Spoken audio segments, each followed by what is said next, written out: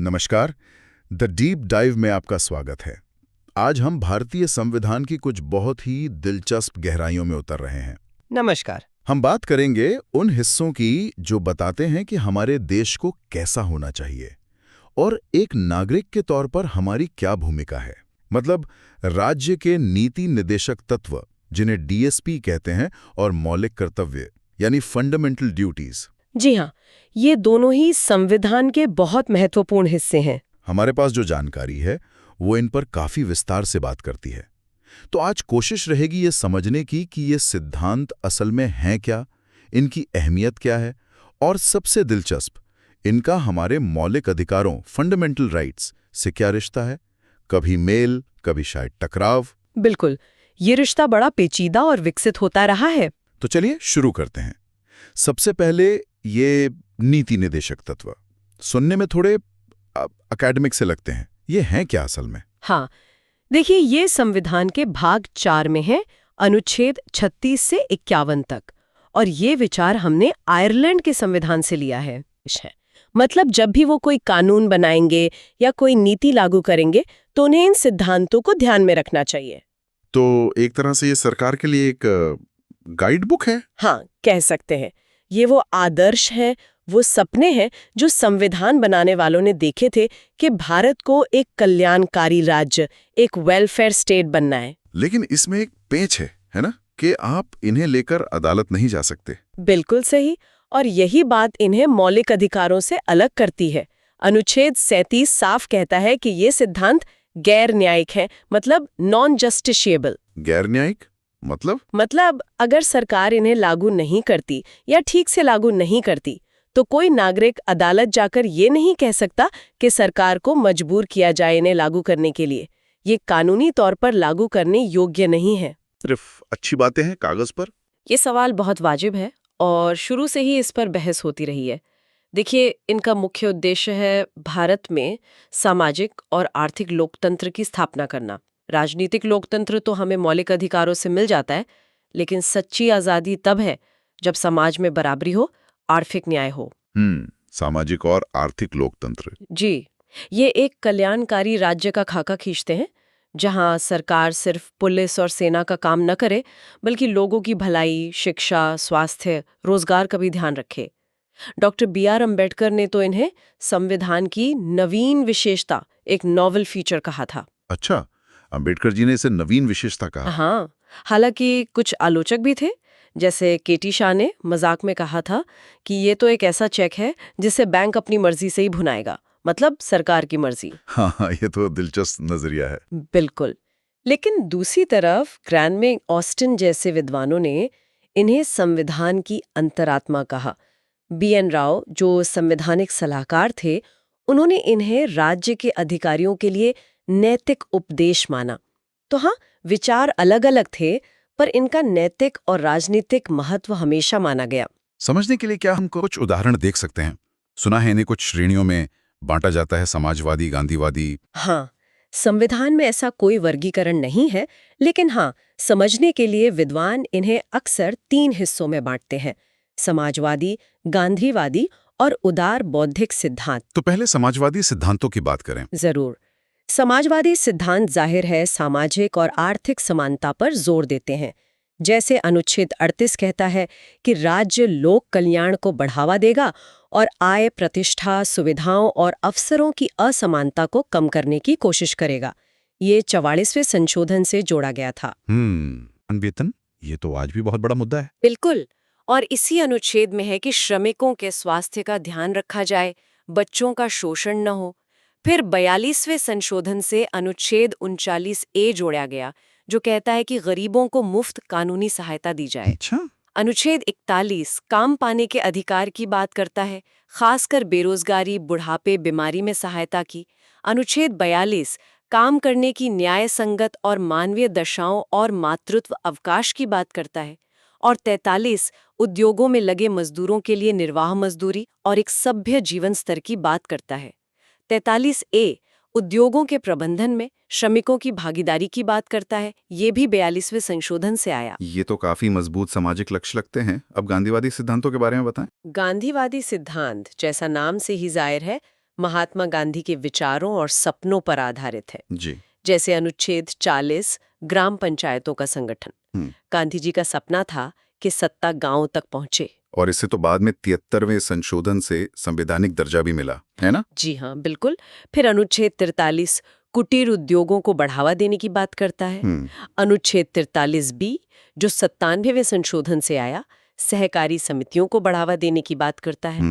अनुच्छेद 46 अनुसूचित जातियों, जनजातियों और अन्य कमजोर वर्गों के शैक्षिक और आर्थिक हितों को बढ़ावा देने की बात करता है। अच्छा। अनुच्छेद 47 पोषण स्तर और जीवन स्तर को ऊंचा करने, सार्वजनिक स्वास्थ्य में सुधार और नशीले पेय और दवाओं पर रोक लगाने की कोशिश की बात करता है। शराबबंदी जैसे मुद्दे इसी से जुड़े हैं। हाँ, उसकी प्रेरणा यहीं से मिलती है।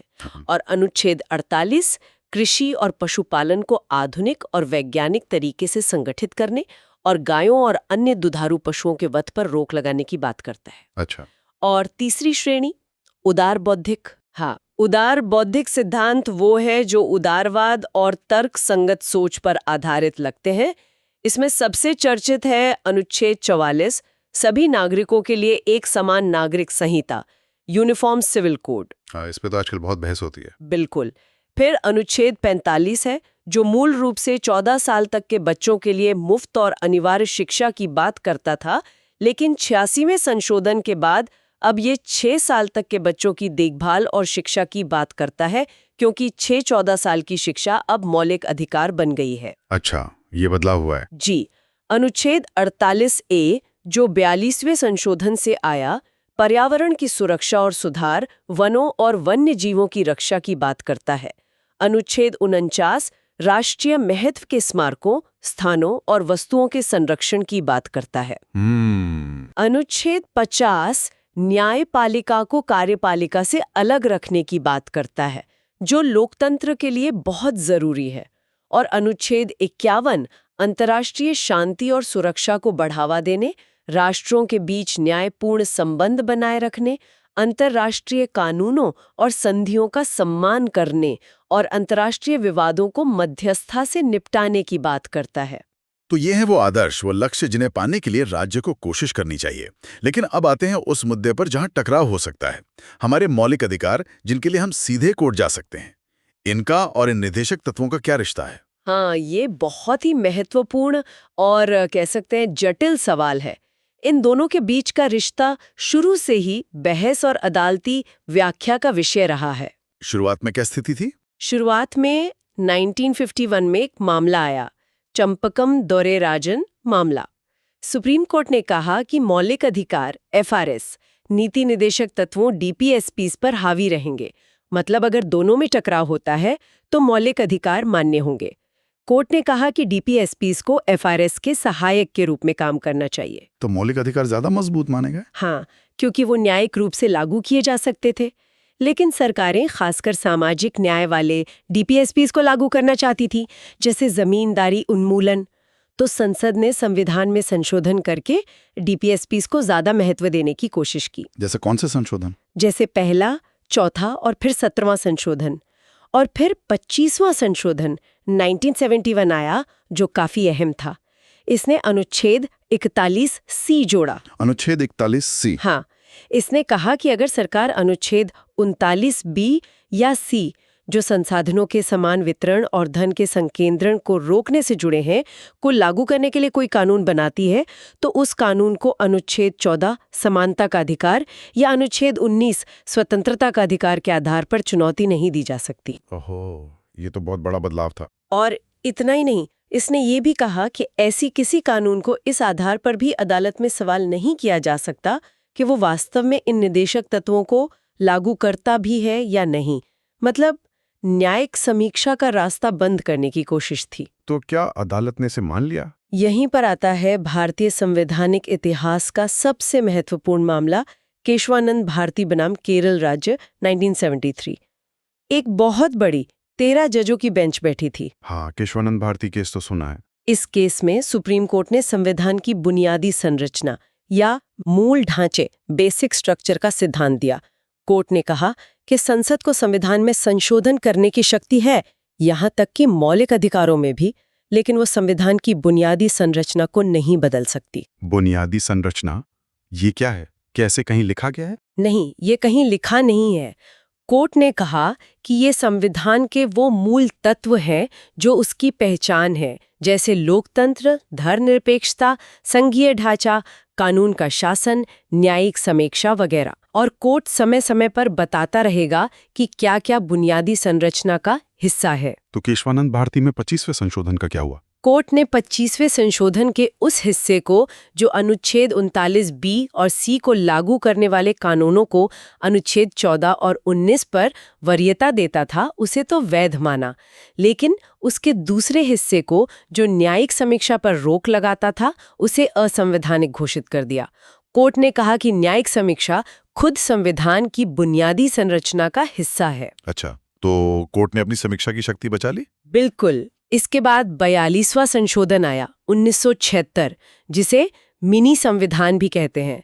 इसने 31C का दायरा बढ़ाकर कहा कि किसी भी डीएसपी को लागू करने के लिए बना कानून FR 14 और 19 पर हावी होगा। सभी इस डीएसपीस को? हाँ, सभी को। लेकिन फिर आया मिनर्वा मिल्स मामला 1980। सुप्रीम कोर्ट ने 42nd संशोधन के इस विस्तार को रद्द कर दिया। क्यों? कोर्ट ने कहा कि मौलिक अधिकारों और नीति निर्देशक तत्वों के बीच संतुलन और सामंजस्य ही संविधान की बुनियादी संरचना का हिस्सा है। आप एक को दूसरे पर पूरी तरह हावी नहीं कर सकते। दोनों एक रथ के दो पहियों की तरह हैं। संविधान की नींव इसी संतुलन पर टिकी है। तो आज की स्थिति यह है कि एफआरएस और डीपीएसपीस के बीच संतुलन बनाए रखना है। हाँ, मोटे तौर पर यही स्थिति है। डीएसपी लक्ष्य है, एफआरएस अधिकार है। डीएसपी सकारात्मक निर्देश है, राज्य को क्या करना है। एफआरएस ज्यादातर नकारात्मक है, राज्य क्या नहीं कर सकता। डीएसपी सामाजिक आर्थिक लोकतंत्र के लिए है, एफआरएस राजनीतिक लोकतंत्र के लिए। दोनों एक दूसरे के पूरक हैं, विरोधी नहीं। ये समझना बहुत जरूरी था। अब संविधान में एक और चीज है, नागरिकों के कर्तव्य, मौलिक कर्तव्य। इनके बारे में बताइए। जी, मौलिक कर्तव्य या फंडामेंटल ड्यूटीज, एफडीज, ये भी संविधान का एक अहम हिस्सा है, हालांकि ये मूल संविधान में नहीं थे। अच्छा, ये बाद में जोड़े गए? हाँ, इन्हें 1976 में 42nd संशोधन के जरिए जोड़ा गया था, जब देश में आपातकाल लगा हुआ था। इन्हें संविधान के एक नए भाग IVA और एक नए अनुच्छेद 51A में रखा गया। और ये विचार कहाँ से आया? इनकी प्रेरणा तत्कालीन सोवियत संघ USSR के संविधान से ली गई थी, जहां नागरिकों के कर्तव्यों पर काफी जोर था।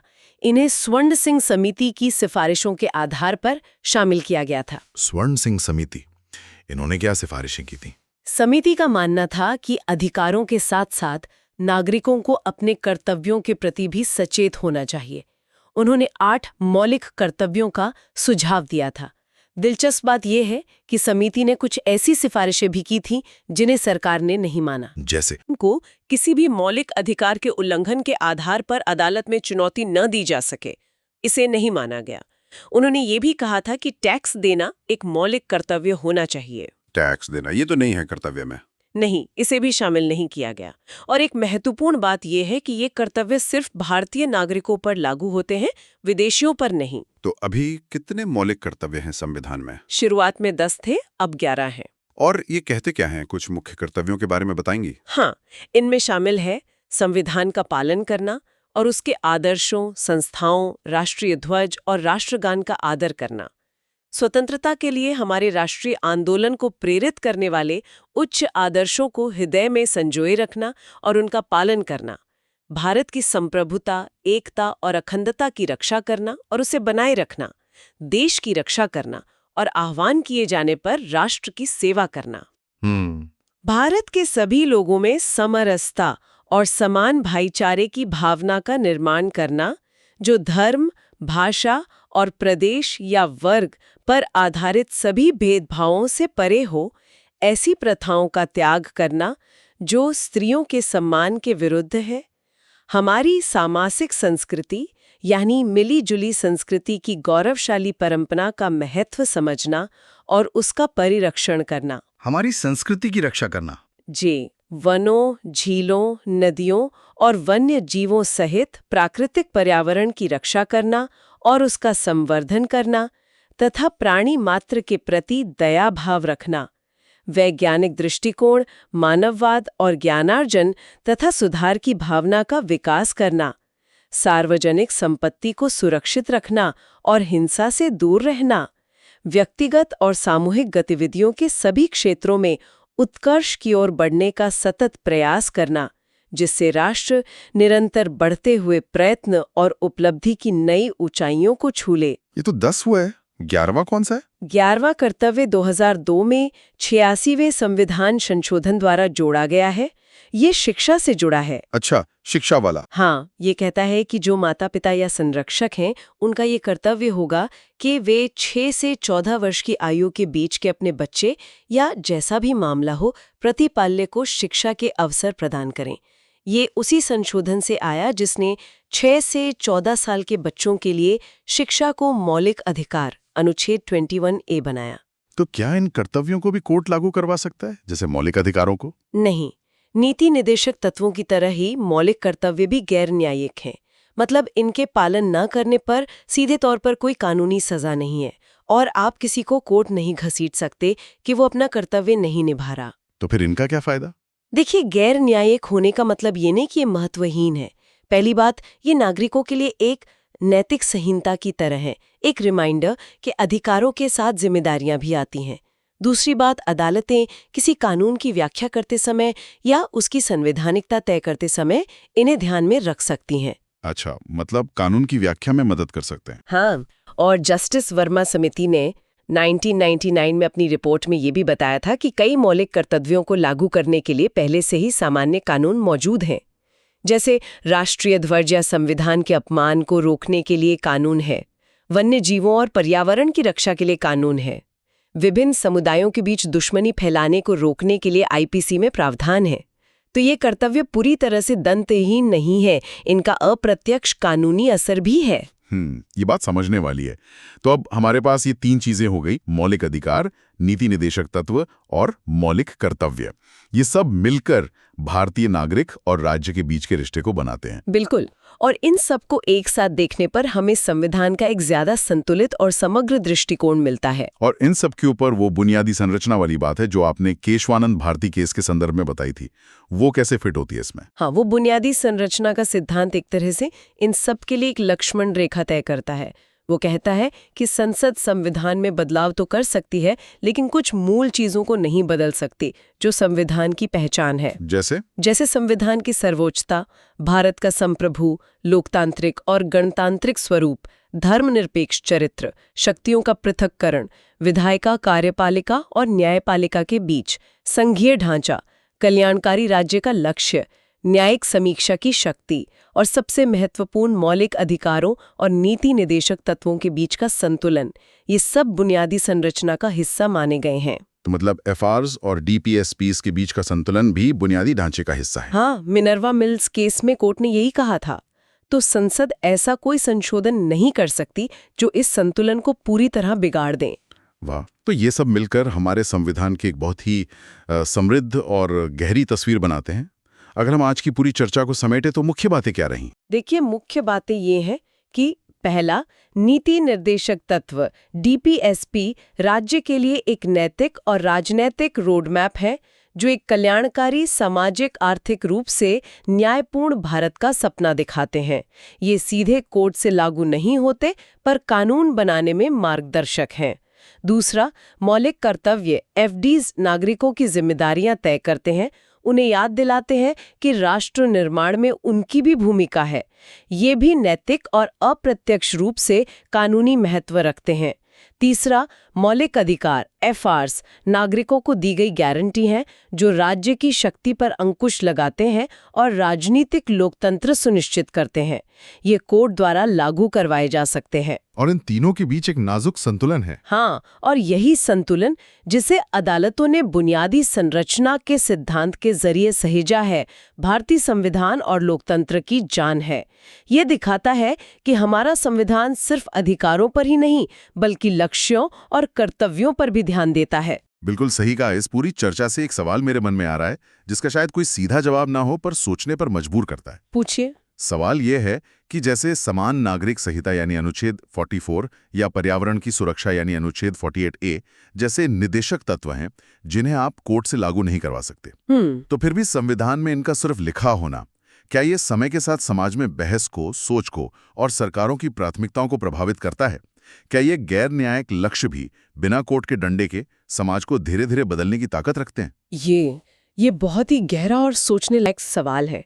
इसका कोई हाँ या ना में जवाब नहीं है, लेकिन ये सच है कि संविधान में किसी आदर्श का लिखा होना ही उसे एक वैधता देता है, उसे चर्चा के केंद्र में लाता है और धीरे धीरे ही सही वो समाज और कानून को प्रभावित कर सकता है। ये दिखाता है कि संविधान सिर्फ एक कानूनी दस्तावेज नहीं, बल्कि एक जीवित संवाद है हमारे समाज के भविष्य के बारे में। बिल्कुल, ये वाकई सोचने वाली बात है। उम्मीद है आज की इस बातचीत ने हमारे सुनने वालों को संविधान के इन महत्वपूर्ण सिद्धांतों पर एक नई रोशनी दी होगी, एक नई समझ दी होगी। मुझे भी यही उम्मीद है। तो आज के लिए बस इतना ही। अगली बार फिर मिलेंगे एक और गहरी चर्चा के साथ। धन्यवाद। धन्यवाद।